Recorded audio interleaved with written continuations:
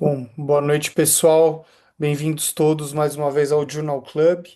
E esse é um pouco mais especial. Dessa vez a gente não vai discutir um artigo, a gente vai ter uma aula e discussão sobre o póco cerebral.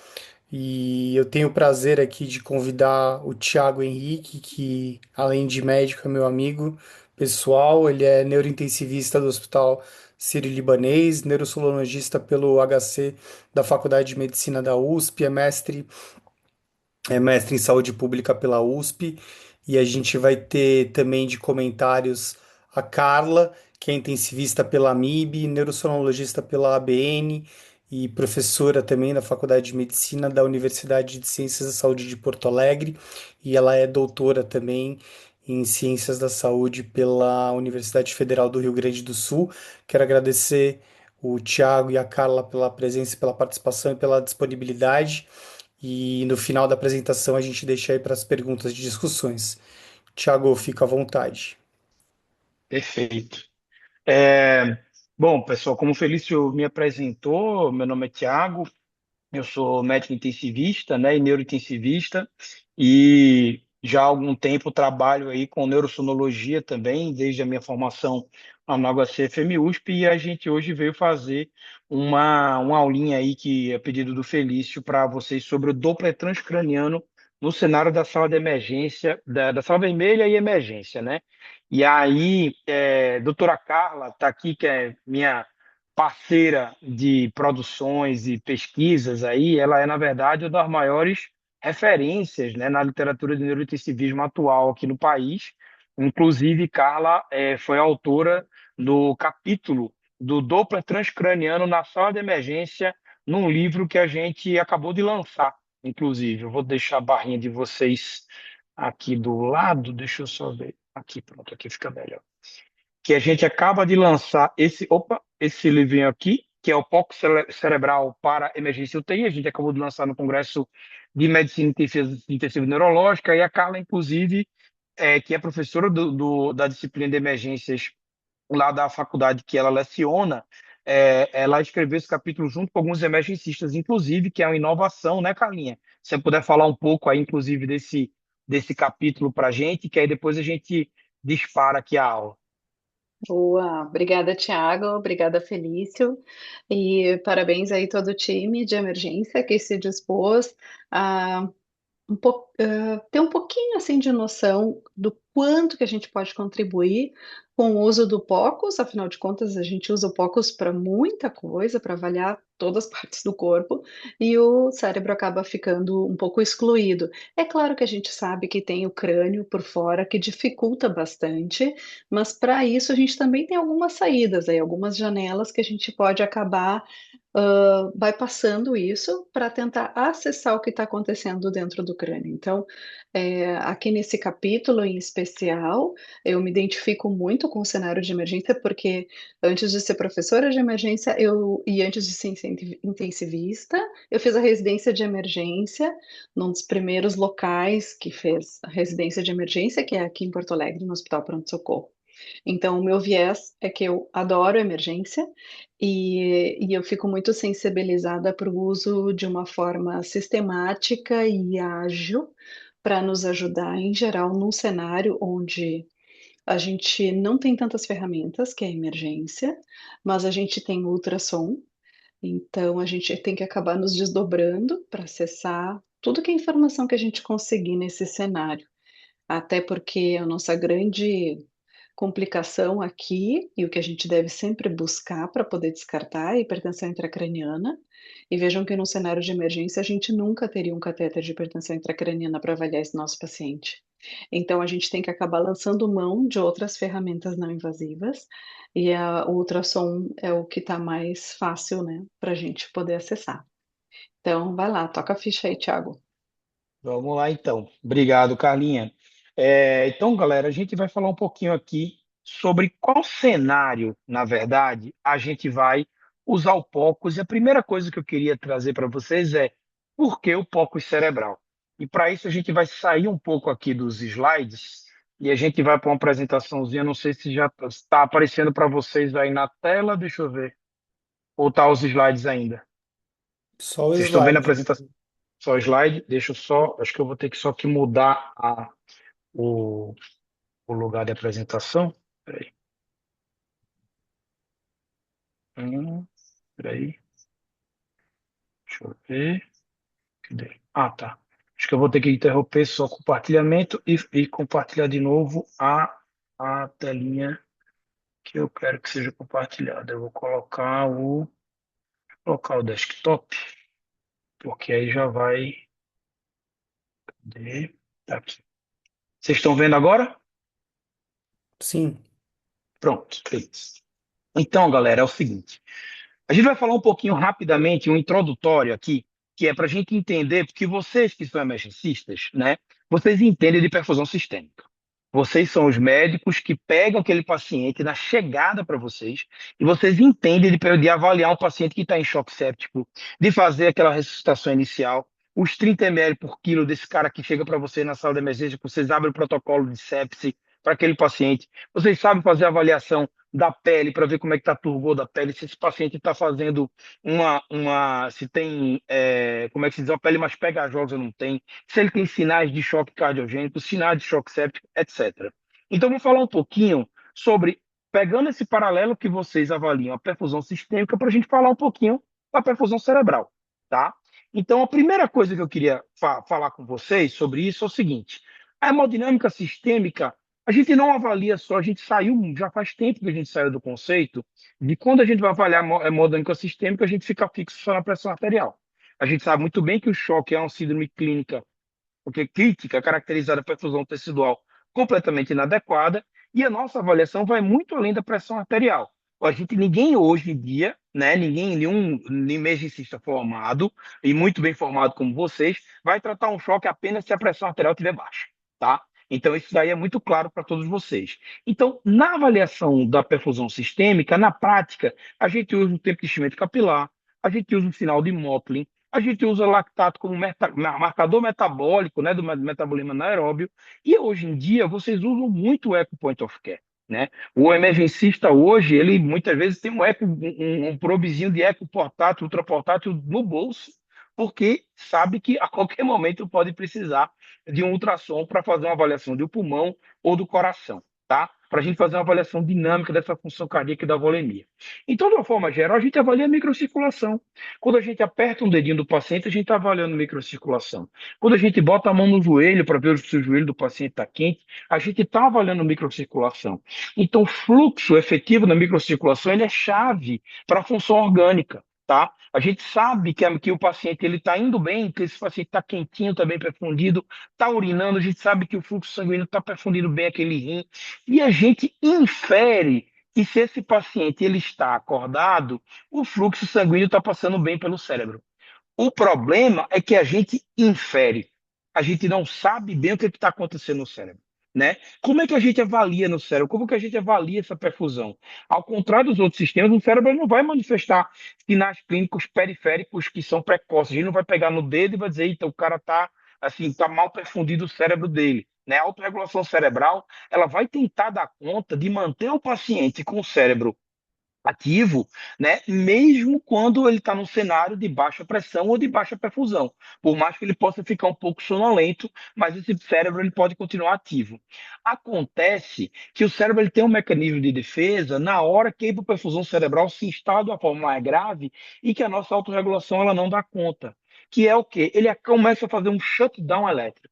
Tá? Numa ânsia de equilibrar o consumo e a oferta de oxigênio, para que a gente não tenha lesão neuronal, o cérebro ele diminui o seu consumo. Para diminuir o seu consumo, ele vai diminuir a atividade. E diminuir a atividade significa o paciente ficar mais sonolento, ficar mais torporoso. Ele vai fazer esse shutdown elétrico para tentar proteger as células dos nossos cerebrais, os nossos neurônios. Tá? Então, a gente tem um dilema clínico muito importante, porque muitas vezes, no cenário de emergência, vocês têm um paciente com exame neurológico bem limitado por conta desse shutdown elétrico que a gente está falando aqui. Tá? Então, a gente não tem um equivalente periférico direto de enchimento capilar do Motley para o cérebro. Tá? Que a gente hoje em dia, a gente sabe, hoje a gente já sabe pelos estudos do Andrômeda, nos resultados do Andrômeda, que o tempo de enchimento capilar é equivalente a gente ficar dosando lactato num paciente que a gente está manejando o choque. A gente não tem isso para o cérebro. Tá? Então a gente perde a capacidade de avaliar diretamente a perfusão cerebral se o cérebro estiver em shut down. Se você tem um paciente rebaixado, um paciente em coma que chegou para você, pronto, você não sabe mais o que está acontecendo com aquele cérebro, tá? E isso é um dilema importante para a gente, tá? Então, como é que a gente vai avaliar essa perfusão cerebral? A gente tem uma incerteza muito grande, a gente não sabe como monitorizar ou como garantir que tem fluxo sanguíneo adequado. E é aí que o Doppler transcraniano, e no caso da gente no cenário de emergência e de UTI também, o POCUS cerebral, ele vai ganhar algum papel. Então, a velocidade de fluxo, ela vira um indicador dinâmico da força e de direção do fluxo sanguíneo para a gente, que a gente pode medir na beira do leito, como falou Carlinha, com obviamente, garantindo que o paciente tem algum grau de janela acústica adequada, né? A gente até tem alternativas quando a gente não tem janelas tão adequadas assim, mas o POCUS cerebral permite que a gente consiga fazer uma avaliação hemodinâmica como um todo, se a janela for adequada, desse paciente para a gente entender a hemodinâmica cerebral como vocês já fazem, e muito bem feito, com a hemodinâmica sistêmica. Tá? Então, o índice de pulsatilidade, o padrão de pulsatilidade, a resistência vascular, a gente consegue avaliar a complacência cerebral, o grau de resistência vascular, se esse paciente pode estar fazendo hipertensão intracraniana ou não, se ele pode estar fazendo hiperfluxo cerebral ou não. O que está acontecendo para aquele paciente estar mais rebaixado? Então, a gente consegue inferir isso e trazer mais elementos para o nosso diagnóstico na beira do leito, na sala de emergência, diante de um paciente que está num shutdown elétrico, por exemplo. Tá?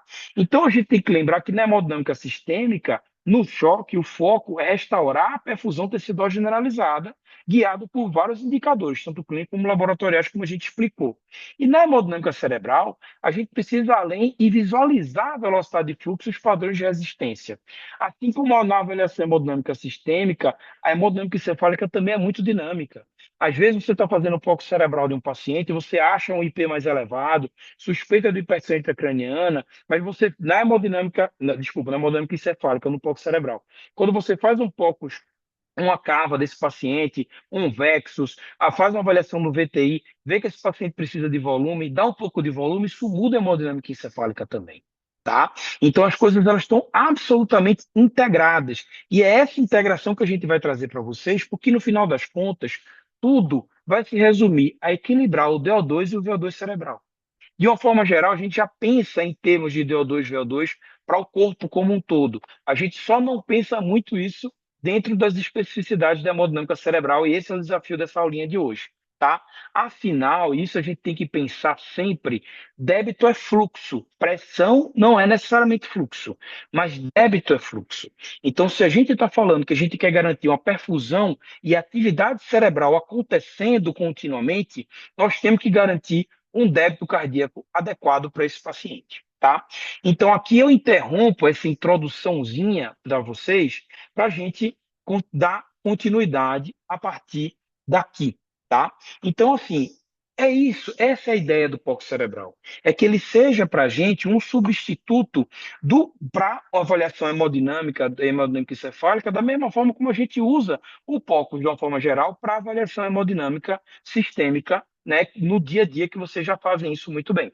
Então a gente tem que quebrar, na verdade, com esse paradigma de que o cérebro é uma caixa preta, tá? Deixa eu só diminuir vocês aqui um pouquinho. Aqui. Beleza. Tá, dois aqui. Pronto.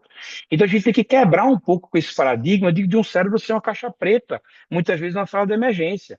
Com sinais clínicos de hipertensão intracranianas, muitas vezes a gente tratando de forma tardia e que eles podem ser fatais se a gente não conseguir intervir na hora correta. Lembrar sempre que tempo é cérebro, e a gente aprende muito tranquilamente, que tempo é cérebro quando a gente está pensando no vaso ocluído no AVC isquêmico, mas tempo é cérebro também na hipertensão intracraniana. Tempo é cérebro também no AVCH. Tempo é cérebro também numa contusão, num trauma que pode evoluir para a hipertensão intracraniana lá na frente. Então, tudo isso, o emergencista precisa estar ligado, né? E muitas vezes ele está atuando às cegas, e o foco cerebral vai ajudar nesse momento para que a gente consiga, com essa ferramenta dinâmica na beira do leito, antecipar uma deterioração neurológica antes que aconteça um colapso. tá? Então, para isso, pessoal, eu pensei em alguns cenários práticos para vocês aqui para a gente pensar, tá? O primeiro deles é, muitas vezes a gente tem no cenário, eu também trabalhei muito tempo no cenário de porta, né, de sala vermelha, urgência e emergência, e muitas vezes esses cenários chegavam para mim. Então, o paciente é rebaixado. E agora? Qual é a causa do coma? Né? Então, assim, isso é um cenário muito tranquilo. Por que esse paciente chegou em coma para mim?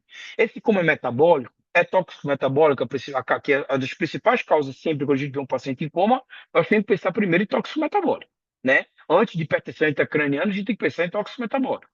A segunda pergunta de um paciente dentro do paciente em coma é: eu preciso intubar esse paciente ou não?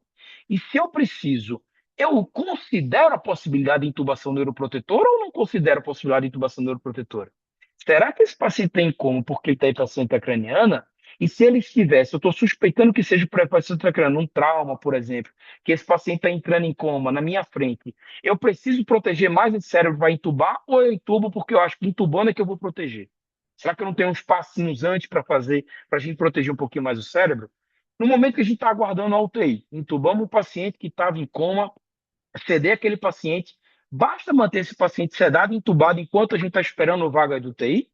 A gente vai adotar o protocolo Pôncio Pilatos, que é olhar o monitor e ver que o monitor está tudo bonzinho, pressão está boa, frequência está boa, saturação está boa, o cabo está sedado, não está sincrônico na ventilação, beleza, só esperar a vaga de UTI que meu trabalho está feito? Será que é só isso? Não é, né? E quando a gente tem certeza que o paciente é um paciente neurocrítico, como a gente pode evitar doses de pique extras na cabeça desse paciente enquanto ele estiver sob a nossa guarda, tá? É isso que eu vou trazer para vocês um pouquinho nesses cenários. Então, a solução à beira-leito que a gente tem hoje, que começa a ser utilizado também pelos emergencistas no dia a dia na beira do leito em vários países, é utilizar o ultrassom point of care, como vocês utilizam para inúmeros outros órgãos e sistemas, tá? Com ele, a gente vai analisar a estrutura, a gente vai ver se esse paciente tem desvio de linha média que possa estar causando herniações. Desvio de linha média pode vir por conta de trauma, por conta de AVCH, por conta de AVC isquêmico. A gente vai avaliar se esse paciente está fazendo algum grau de hidrocefalia. Isso tudo levando a alterações estruturais que podem levar esse paciente a fazer hipertrofia craniana gravíssima. A gente vai fazer avaliação de pressão também a partir da inferência dos índices de pulsatilidade, um rastreio rápido de hipertensão intracraniana via baía de nervo óptico e também pelo POC cerebral, tá? Pelo Doppler transcraniano, perdão, e a avaliação de fluxo, onde a gente vai fazer essa avaliação hemodinâmica a partir do Doppler. Então, por que o neuropocus? Ele é não invasivo, a gente não usa radiação, não usa contraste. Ele é dinâmico porque ele vai lhe dar dados fisiológicos em tempo real, não apenas uma forma anatômica estática como a tomo. Vejam, tomografia, você acabou de fazer uma tomografia do seu paciente, aquilo é uma foto daquele momento. Dali a 2 horas, se esse paciente seu ficar isocórico, o que a gente pensa? Tenho que repetir a tomografia.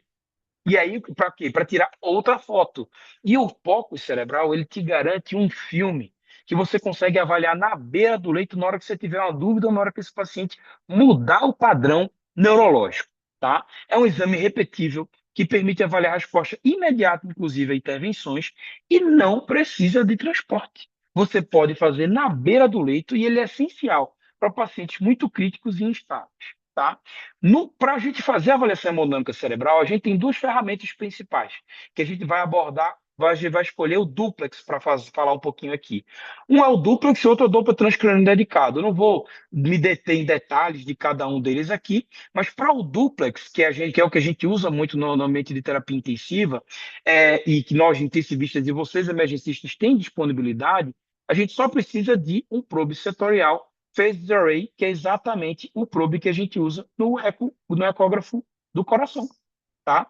Então, vocês vão pegar um probe de eco habitual, ou procurar no preset lá do aparelhinho, o preset no vascular, vai estar lá DTC ou TCD, vai estar em inglês TCD, Transcranial Doppler, ou Doppler transcraniano, se tiver em português, tá? E vocês vão ter nesse daí exatamente os modos que a gente usa também no eco. A gente vai ter o modo B, que a gente vai avaliar a anatomia, a gente vai avaliar o parênquima encefálico. A gente vai poder usar o modo Color Doppler para visualizar os fluxos e anatomia dos vasos. E o Power Doppler para avaliação de velocidade de fluxo, para a gente identificar essas velocidades de fluxo, os padrões de onda e os padrões espectrais.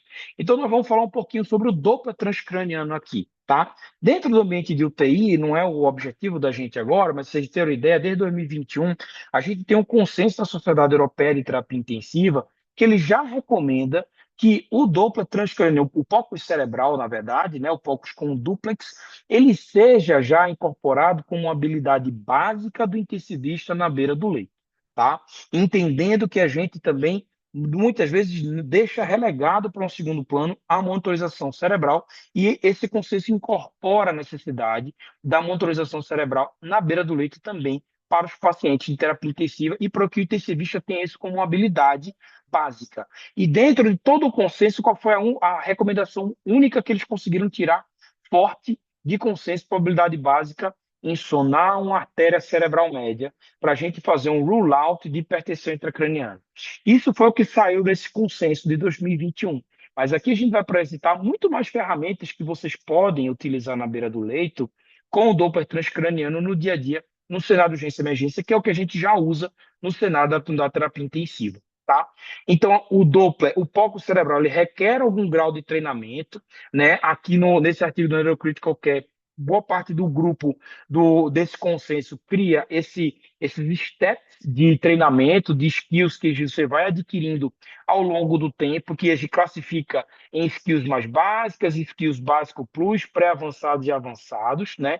Não é o objetivo da nossa aula a gente sair detalhando isso daqui, mas só para vocês terem uma ideia, uma avaliação básica da calota craniana, entendendo as velocidades de fluxo, entendendo o fluxo da artéria cerebral média, é considerada habilidade básica. Uma habilidade básica, o plus, a gente já viu uma bainha de nervo óptico, avaliação de cerebral posterior, avaliação da artéria basilar, terceiro ventrículo, desvio de linha média.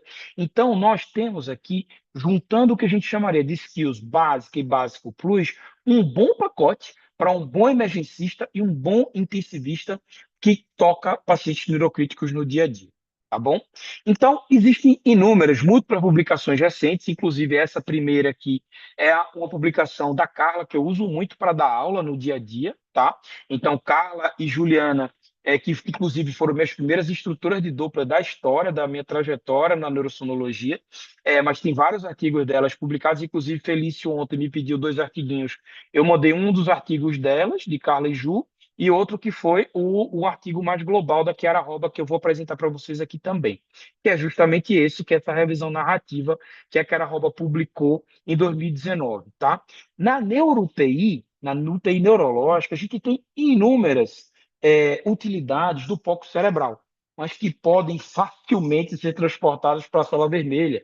Hidrocefalia aguda, hemorragia subdural, hematoma subdural, hemorragia intracraniana, desvio de linha média, vasoespasmo, morte cerebral. Muitas vezes o paciente chega para vocês na sala vermelha, o paciente chega depois de um trauma craniano com pupila aberta. Muitas vezes o que a gente faz com esse paciente com pupila aberta e morreu. E se eu disser para vocês que não é bem assim e morreu? Entendeu? E se eu disser que no último guideline do prognóstico de TCE, os autores gastam praticamente uma página inteira pedindo para a gente evitar profecia autorrealizável no quando do tratamento do neurocrítico. Pedindo para a gente dê gás, porque nenhum exame, nenhum elemento do exame neurológico isolado consegue neuroprognosticar com acurácia. E isso é muito comum para a gente. Não só isso, pós-ROSC, pós-ressuscitação, pós-parada cardíaca, que muitas vezes a gente exaure para os esforços se o paciente abrir a pupila, não é isso? E a gente talvez tenha que repensar um pouco isso, a depender de como a gente for aprofundar nessa discussão. Infecções no sistema nervoso central também, inclusive. Opa, quase derrubo meu óculos. E na UTI geral, vejam, essas são as aplicações para a UTI geral. Vejam se também não podem ser facilmente transpostas para a sala vermelha. Insuficiência hepática aguda, síndrome pós-parada cardíaca, como eu acabei de falar. ECMO já não, porque aí ninguém vai tocar uma ECMO na sala vermelha, né? Mas politrauma, AVC, sepse, algumas indicações específicas em populações pediátricas e população de gestão. Então, várias dessas indicações também podem ser, a gente pode adquirir essas habilidades para o uso também na sala vermelha, até porque são vocês, médicos emergencistas, que prestam com qualidade o primeiro atendimento desses pacientes na sala vermelha, onde muitas vezes eles passam mais de 24 horas a depender da disponibilidade de leito de UTI na sua região. tá? Então, como a gente vai usar essa ferramenta na beira-leito? Como a gente vai fazer na beira do leito? Primeira coisa, a gente vai usar um probe de 2 a 2,5 MHz, como eu falei para vocês, probe setorial. Vocês vão colocar esse probe na janela transtemporal do preseto duplo transcraniano, otimizando o ganho TGC, janela transtemporal. Aqui, ó, com o probe marker na linha dos olhos, tá? Probe marker na linha dos olhos, a gente tem a janela transtemporal posterior, mais perto da orelha, média e anterior, tá? E aí, o que que vai acontecer? A gente vai começar pela janela transtemporal, que é a nossa principal janela. Mas a gente pode usar no POC cerebral 4 janelas. A janela transtemporal, a janela occipital, por onde a gente vai fazer bainha de nervo óptico, inclusive também, mas a gente também pode avaliar cifrão e artéria oftálmica. A janela submandibular, onde a gente vai avaliar o segmento extracraniano da carótida interna. E a janela transforaminal, onde a gente vai fazer a avaliação do sistema vértebro-basilar. Óbvio que não vai dar para a gente falar tudo aqui hoje, mas já é uma introdução para vocês começarem a se aventurar nesse mundo, tá? Então, a gente usa a janela transtemporal porque é onde o nosso osso temporal ele tem uma depressãozinha que é mais fina do osso, onde consegue passar o feixe de ultrassom. E aí a gente vai chegar ao colocar o nosso probe marker na linha dos olhos, bem com um probe bem retinho a 90 graus, a gente vai chegar no que a gente chama de plano do mesencéfalo, ou plano mesencefálico. Quando vocês ensonam aqui, vocês vão encontrar, como vocês estão vendo nessa imagenzinha, na segunda imagem na segunda imagem da primeira linha, vocês vão ver aqui essa parte pretinha que é o mesencéfalo, que é justamente o que a gente chama de Mickey ou borboleta. E ao jogar o modo Color, vocês vão encontrar o polígono de Willis anterior a esse mesencéfalo.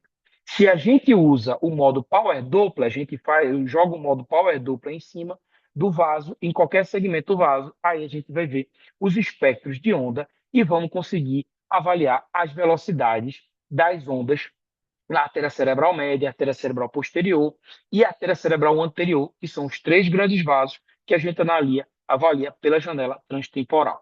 Então, esse aqui é o modo Color, esse aqui é o modo Power Doppler. Aqui embaixo, essas imagens de baixo aqui, apesar do rapaz estar com a janela transtemporal aqui, mas essas duas imagens do Doppler de baixo são da artéria vertebral e da artéria basilar.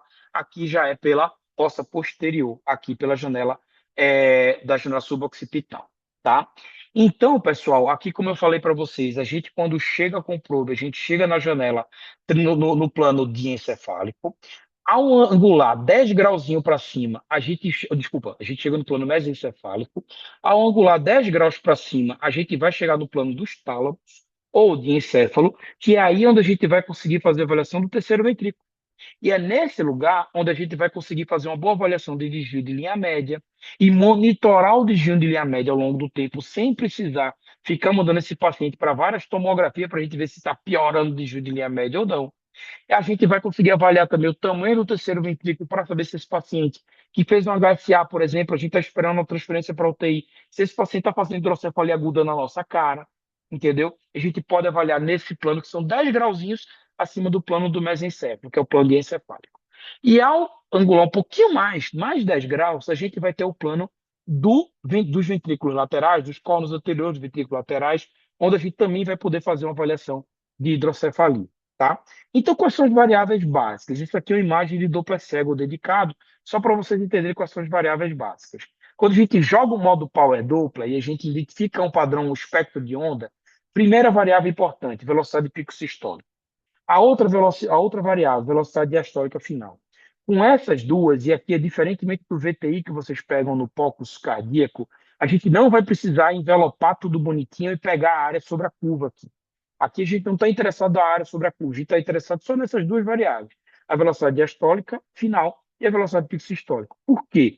Porque a gente vai ter... tem o modo M também, mas esse aqui no duplo é dedicado, não faz parte da nossa avaliação no POCUS, porque a partir da velocidade do pico sistólico, velocidade diastólica final, a gente tira a velocidade média.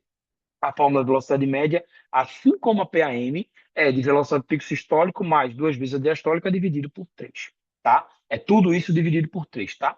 E o dela também a gente vai tirar o índice de pulsatilidade, que é o pico sistólico menos a velocidade diastólica sobre a velocidade média.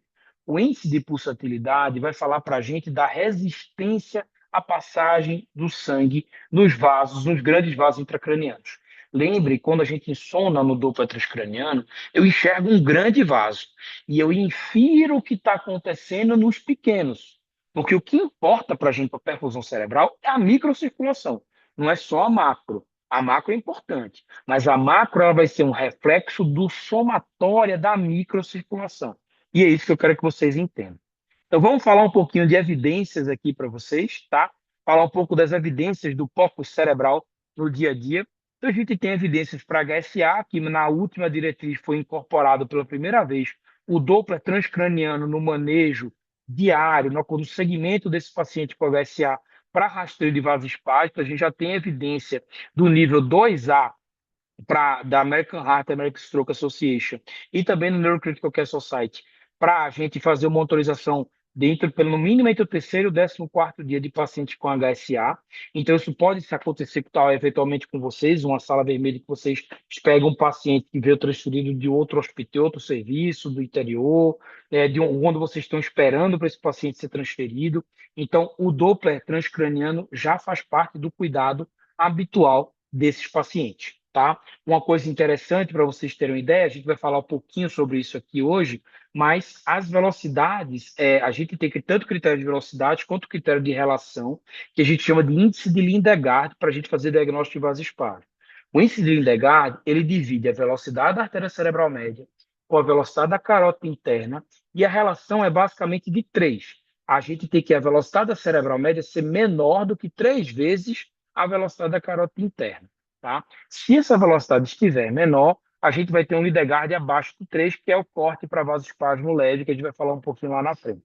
Mas uma coisa importante, a área sobre a curva, a mais recente meta-análise que a gente tem desse ano, publicada esse ano, mostra, na Critical Care, mostra para a gente que a área sobre a curva, da área sobre a curva que nos dá o dado de acurácia para as velocidades foi de 0,82 e do índice de Lindegard da relação foi de 0,91.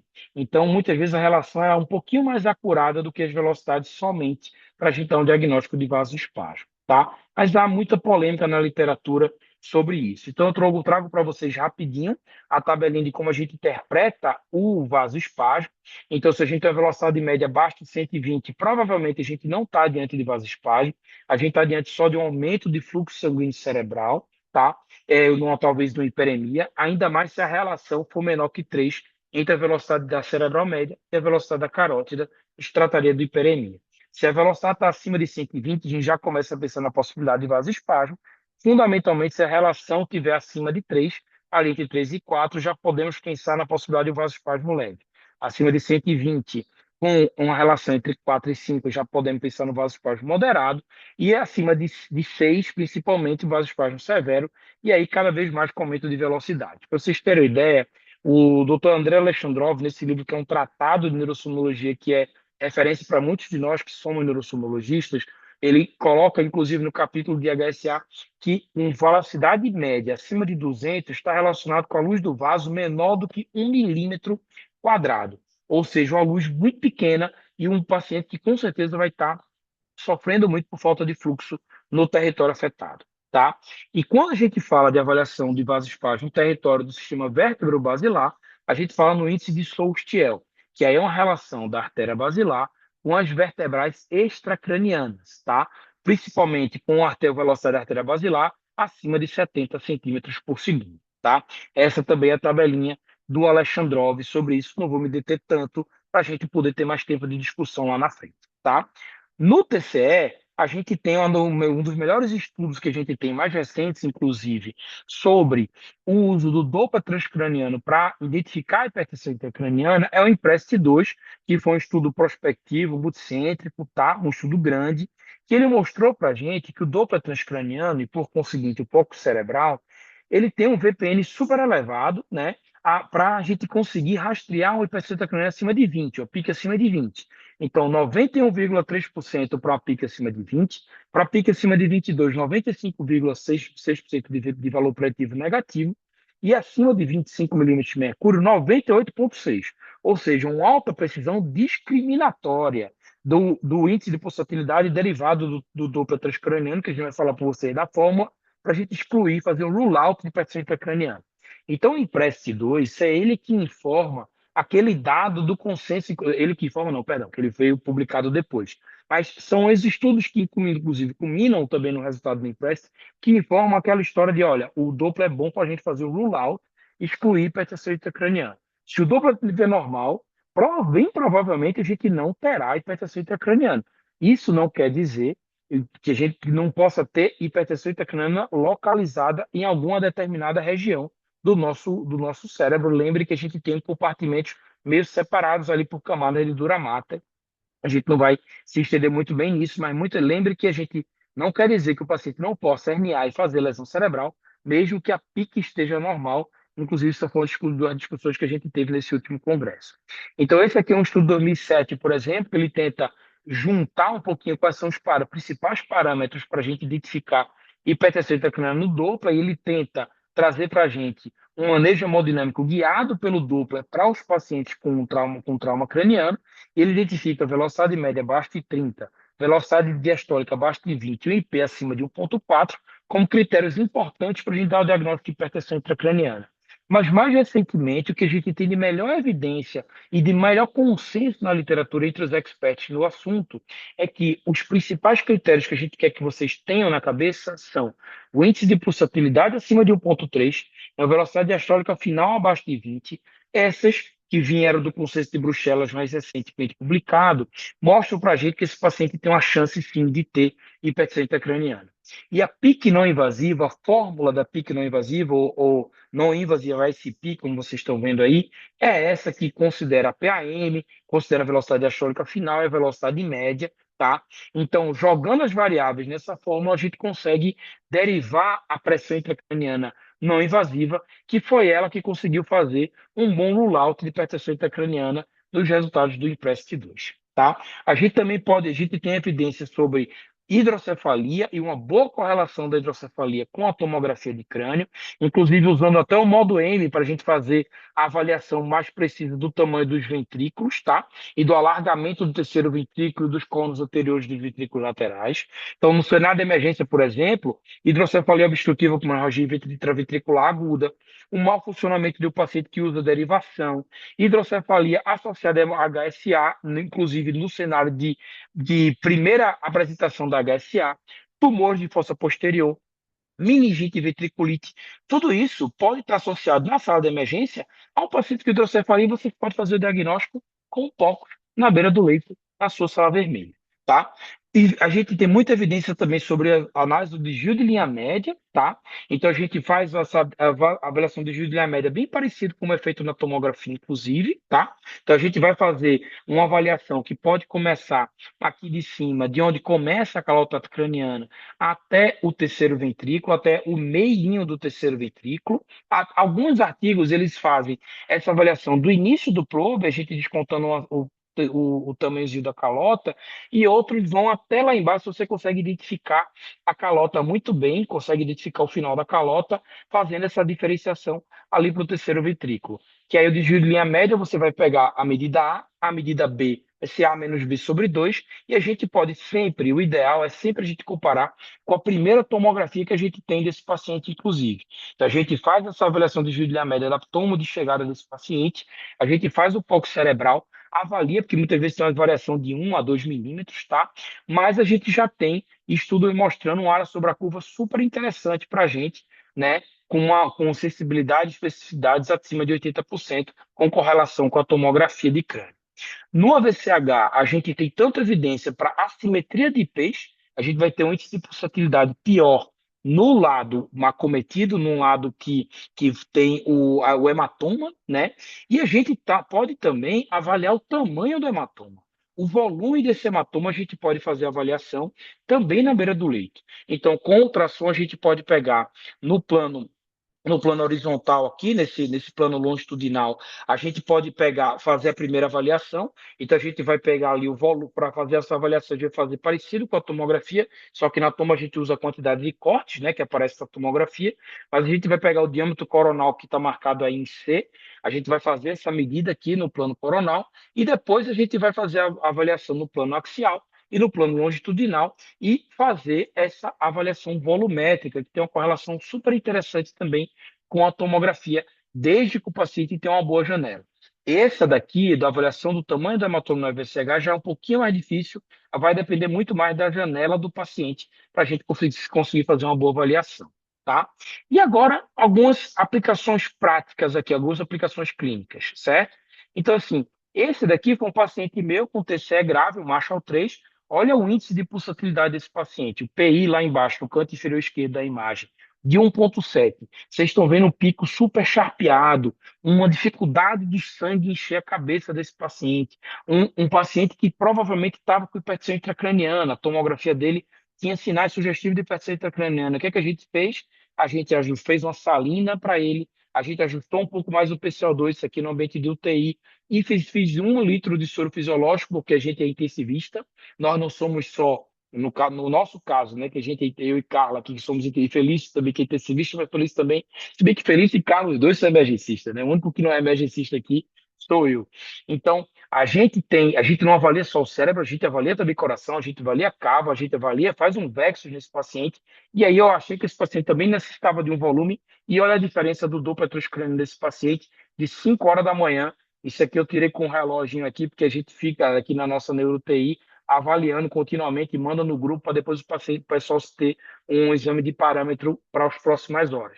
Esse foi um paciente masculino, Felício trabalhava com a gente aqui nessa época, inclusive, um menino de 17 anos de idade, um AVC isquêmico hemisférico, super grave, que esse a gente vejam aqui o primeiro Doppler desse paciente aqui à esquerda, com o VE dele estava quissioso, ele estava fluido responsivo, fluido tolerante, a jugular dele estava colabada, é um paciente que estava com sinais de paciente craniana no Doppler, depois de 40 ml de salina, ajuste cabeceira, hidratação, veja como melhorou. Esse foi um menino que evoluiu muito difícil, fez hipertensão refratária, que a gente teve, inclusive, que indicar uma cirurgia que não é muito pouco feita, que é a lobectomia temporal, nesse guri, um guri de 17 anos de idade, para poder salvar o tronco desse menino.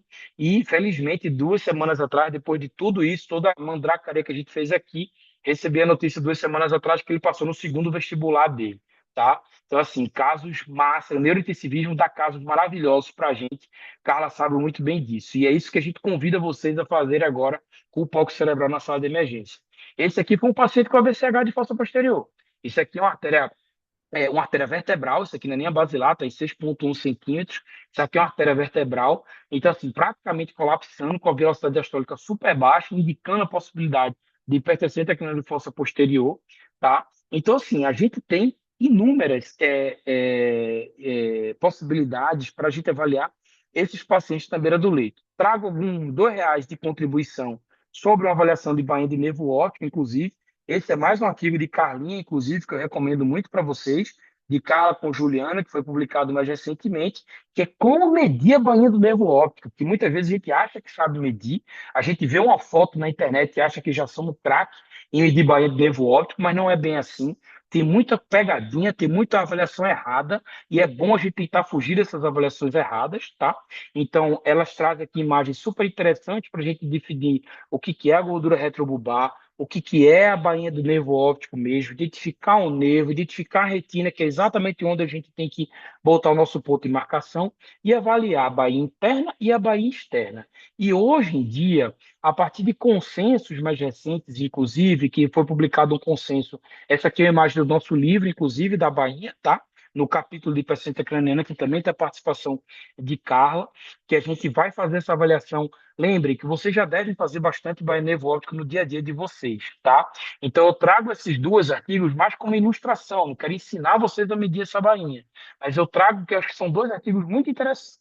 O primeiro é esse de Carla, para a gente tentar tirar do meio de campo muita confusão, e o segundo é um consenso internacional mais recente, porque vários artigos eles fazem uma panaceia. A gente tem artigo que foi publicado avaliando bainha externa, tem artigo que foi publicado avaliando a bainha interna, e esse consenso de especialistas, ele tenta que a gente tenha uma via única. Vamos fazer todo mundo a partir de agora bainha interna, porque aumenta a nossa especificidade para, de fato, fazer um rule-out de hipertensão intracraniana. Então, ter alguns cuidados, como alinhar a imagem do eixo do nervo óptico, evitar medir quando as bordas estiverem muito borradas e lembrar que pequena diferença na definição da borda podem mudar o valor e impactar no raciocínio clínico, e eles dão 23 recomendações para a qualidade do exame. tá? E a mais importante que eu trago para vocês é justamente da gente fazer a medição na bainha interna. Essa foto que vocês estão vendo aqui, inclusive, é uma foto de doutora Juliana Caldas, que é outra parceira nossa aí de pesquisa e publicações, usando o protocolo CLOSED, onde a gente consegue ver a artéria central da retina jogando o modo Collor, ajuda a gente a alinhar melhor esse nervo e a gente conseguir fazer uma melhor avaliação da bainha do nervo óptico, tá? Então a gente já está praticamente terminando. Então, assim, na abordagem do coma, só lembrar para vocês, eu vou passar mais rápido aqui por conta do tempo, para a gente ter um tempo para discussão. Lembra rapidamente da anatomia do coma, então se a gente tiver apertando o nosso SARA, nosso sistema da nossa formação reticular, que começa no tronco, nossa formação reticular, que junta tálamo, hipotálamo e as vias corticais do SARA, se a gente tiver tendo efeito de massa, compressão aqui, esse paciente a gente pode rebaixar. E o rebaixar significa perder o estado do alertness, tá? Ou seja, o estado de alerta.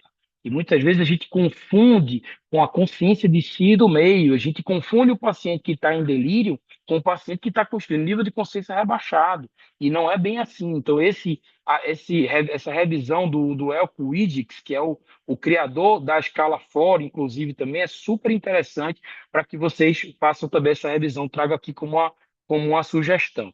Lembrar sempre que na emergência e na UTI, as principais causas de rebaixamento são, primeiro, tóxico metabólica e hemodinâmica, com toda certeza. Depois, as lesões do SARA das suas projeções e depois, grandes lesões corticais. Sempre pense, pode ser hipertensão intracraniana, a gente tem uma campanha, né, da sepse, né, de pense, pode ser sepse. Depois que vocês pensarem que é sepse, eu vou convidar vocês, pense que é sepse primeiro, porque vocês têm que tomar antibiótico muito rápido. Mas depois pense, pode ser hipertensão intracraniana, porque se for, vocês também vão ter que agir muito rápido. Porque se vocês conseguirem proteger melhor esse cérebro na sala de emergência, esse paciente vai deixar, pode ser a diferença entre o paciente ficar na cadeira de roda e andar de muleta. Pode ser a diferença desse paciente ficar aposentado por invalidez e voltar a atuar no seu trabalho. O papel que vocês conseguirem cumprir na sala de emergência, tá bom?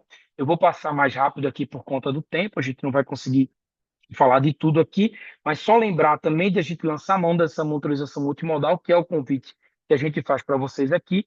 Esse é um algoritmo de avaliação do paciente em coma que a gente tem lá no livro do capítulo de Carla, inclusive, tá? Que é o capítulo usando a bainha de nervo óptico. A gente sabe que o corte que a gente tem de mais consenso na literatura, que vai aumentar a suspeita de hipertensão intracraniana, é uma bainha de nervo óptico acima de 6 milímetros. Entre 5 e 6, a gente vai fazer avaliações mais seriadas e ficar mais de olho. Abaixo de 5, provavelmente esse paciente não tem hipertensão intracraniana, tá? Usando o duplex, é todo esse passo a passo aí que eu falei para vocês lá atrás. Carlinha resume aqui, inclusive, no fim do capítulo na abordagem na emergência, tá? Então, a gente traz aqui para vocês rapidamente para a gente ter esse panorama, essa primeira apresentação para vocês do POC cerebral. E aí, lembrar rapidamente que para vocês, eu acho que isso aqui é importante, a evolução do TCE, que a gente tem a lesão primária, depois a gente vai ter várias lesões secundárias, com edema citotóxico, hipertensão intracraniana, disfunção de autorregulação e isquemia, tá? Então, no TCE, eu trouxe isso um pouquinho mais aprofundado para vocês, porque a gente tem 3 fases diferentes do TCE. Quando a gente entende a hemodinâmica encefálica. A primeira delas é a fase de hipoperfusão. É uma fase que o fluxo sanguíneo cerebral vai ser mais baixo. No foco cerebral, você vai ver um fluxo baixo e, às vezes, um IP um pouquinho alto, o índice de pulsatilidade um pouco alto. No segundo momento, a gente tem esse daqui, ó, vejam, esse aqui é o padrão do Doppler nas primeiras 24 horas do TCE. Uma velocidade baixa, um índice de pulsatilidade mais alto, um padrão de baixo fluxo sanguíneo cerebral, de baixas velocidades de fluxo. Mas depois das primeiras 24 horas, a gente vai ter uma fase de hiperemia, vai aumentar muito esse fluxo. Ora, vocês sabem que o pico do edema no TCE é entre o terceiro e o quinto dia. Por que entre o terceiro e o quinto dia?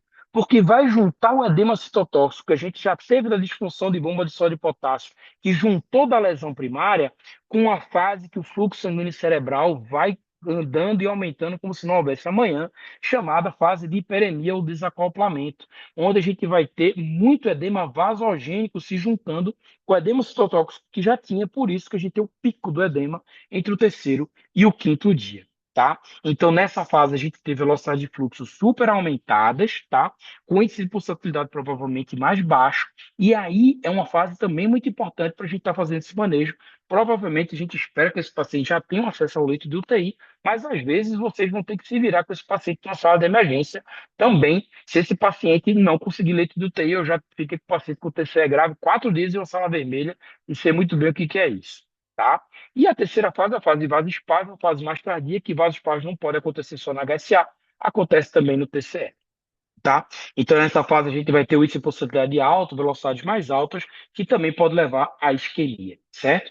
E aí, finalizando a nossa aula, lembrar, eu preciso entubar um paciente, a gente sempre tem que pensar se esse paciente pode ou não pode fazer doses de pique adicionais quando a gente vai lá ligoscopar esse paciente, quando a gente vai descer essa cabeceira, se eu estou pensando que esse paciente já tem hipertensão intracraniana. Então, trago essa imagem aqui para vocês, só para vocês pensarem o que que dá para a gente fazer como dá para a gente fazer uma intubação neuroprotetora para o paciente que eu estou intubando por hipertensão intracraniana, que eu tenho certeza ou suspeito que ele esteja de hipertensão intracraniana, tá? Eu fui aluno inclusive, do curso do Walls aqui de via aérea difícil, que eu adorei aquele curso, inclusive, e vocês sabem muito melhor do que eu como fazer uma intubação neuroprotetora, inclusive, tá? Aqui, só para a gente lembrar que muitas vezes a ponta do iceberg é o que a gente enxerga. E muitas vezes, quando a gente vai manejar um paciente com ventilação mecânica difícil, uma SARA grave, um paciente que chega para a gente, inclusive, às vezes, até com o próprio pneumotórax, inclusive, depois abre um quadro de SARA com edema de reexpansão, a gente vai ter altas pressões intratorácicas. O crosstalk do ventilador com o cérebro pode prejudicar muito o retorno venoso e prejudicar o fluxo cerebral, aumentando a pique, gerando hipertensão intracraniana, tá? E, para a gente ir finalizando mesmo, lembre desses padrões, né? O resumo dos padrões de fluxo do Doppler. Então, a gente tem um padrão normal com fluxo contínuo e boa diástole, alerta de hipertensão intracraniana quando a gente tem uma índice de pulsatilidade aumentando, os picos sistólicos isolados, a diástole sumiu. Aqui já temos hipertensão grave, a perfusão é crítica, e quando a gente já tem um fluxo reverberante ou retrógrado, provavelmente estamos diante do ponto de não retorno, com essa diástole invertida indicando uma iminência de parada circulatória nesse paciente, tá bom? Então lembre que o cérebro, como a gente brinca, é o único órgão não transplantável, monitorizemos mais o cérebro, tá? Entenda, tô brincando, tá, pessoal? Acho que o timo também não transplanta não, tá certo? Mas assim, de uma forma geral, dos órgãos que a gente costuma monitorizar, o cérebro é o único que a gente não monitorizava até hoje, tá? Entenda o foco cerebral como extensão do seu exame físico e como componente do seu raciocínio clínico. Nunca tome decisões baseadas apenas no estado de um exame não invasivo. Sempre integre com seu raciocínio com outros achados de outros exames. Lembre que nenhum método complementar substitui o bom e velho exame clínico e nenhum é melhor do que a motorização invasiva quando ela está indicada, mas como o Carlinha bem falou, bem provavelmente vocês não terão acesso a um cateter de pique numa sala vermelha, né, no dia a dia de vocês. Mas repita o exame sempre que realizar novas intervenções. Muito obrigado e desculpem pelo tempo. Acho que não estourei muita coisa, não. Tiago, excelente aula, como sempre, muito didático, foi muito bom mesmo. Eu acho que era um assunto que a gente precisava discutir mais mesmo aqui na sala de emergência. E eu tenho algumas perguntas, mas antes eu vou deixar eu só pausar aqui a gravação